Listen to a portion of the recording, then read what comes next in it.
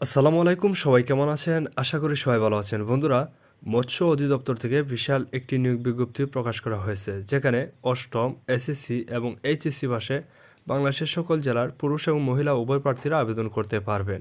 তো কিভাবে আপনারা আবেদন করবেন? আবেদন করতে হলে শিক্ষাগত যোগ্যতার পাশাপাশি অভিজ্ঞতা কী কী প্রয়োজন পড়বে, বয়স কত প্রয়োজন পড়বে, কত তারিখে আবেদন শুরু হবে, কত তারিখে শেষ হবে, সব কিছু নিয়ে বিস্তারিত আলোচনা করব এই ভিডিওতে। তাই প্রথম থেকে শেষ পর্যন্ত অবশ্যই ভিডিওটি দেখবেন, এবং যারা যারা এখনও চ্যানেলটি সাবস্ক্রাইব করেন নাই, প্লিজ চ্যানেলটি সাবস্ক্রাইব করবেন এবং পাশে থাকা বেল আইকনটি ক্লিক করে রাখবেন, যাতে করে পরবর্তীতে কোনো ভিডিও আপলোড করার সাথে সাথেই পেয়ে যান নোটিফিকেশন।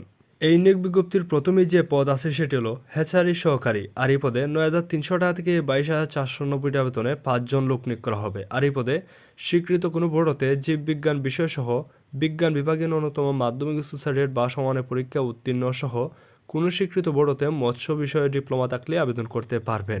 এরপরে যে পদ আছে সেটি হলো ভান্ডার রক্ষক। আর এই পদে 9,300 টাকা থেকে 22,490 টাকা বেতনে 2 জন লোক নিয়োগ করা হবে। আর এই পদে স্বীকৃত কোনো বোর্ডতে ন্যূনতম দ্বিতীয় বিভাগে উচ্চ মাধ্যমিক সার্টিফিকেট বা সমানের পরীক্ষা উত্তীর্ণ হলে কিন্তু আবেদন করতে পারবেন।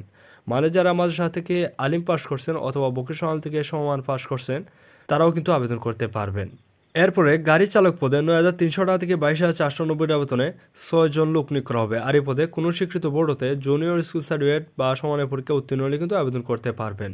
মানে যারা মাদ্রাসা থেকে অষ্টম শ্রেণী পাস করছেন অথবা জেডিসি পাস করছেন, তারাও কিন্তু আবেদন করতে পারবেন।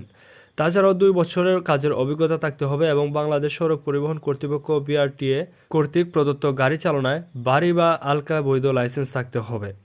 এরপরে যে পদ আছে সেটি হলো অফিস সহকারী কাম কম্পিউটার মুদ্রাক্ষরিক। আর এই পদে 9,300 টাকা থেকে 22,490 টাকা বেতনে 135 জন লোক নিয়োগ করা হবে। আর এই পদে কোনো স্বীকৃত বোর্ডতে ন্যূনতম উচ্চ মাধ্যমিক সার্টিফিকেট বা সমানের পরীক্ষা উত্তীর্ণ হলে কিন্তু আবেদন করতে পারবেন।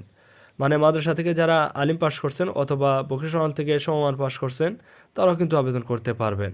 এবং এর পাশাপাশি কোনো স্বীকৃত প্রতিষ্ঠান হতে কম্পিউটার মুদ্রাক্ষর কোর্স সম্পূর্ণ থাকতে হবে এবং কম্পিউটার মুদ্রাক্ষরের সর্বনিম্ন প্রতি মিনিটে গতি থাকতে হবে বাংলায় 20 শব্দ এবং ইংরেজিতে 20 শব্দের গতি।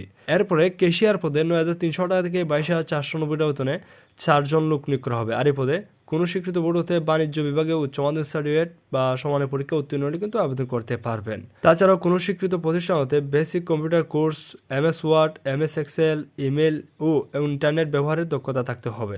এরপরে ডেক হ্যান্ড পদে 9,300 টাকা থেকে 22,490 টাকা বেতনে 6 জন লোক নিয়োগ করা হবে। আর এই পদে ইনল্যান্ড মাস্টার বিষয়ে 2য় শ্রেণীর সার্টিফিকেট অফ কম্পিটেন্সি প্রাপ্ত থাকতে হবে এবং সংশ্লিষ্ট কাজে 2 বছরের অভিজ্ঞতা থাকতে হবে।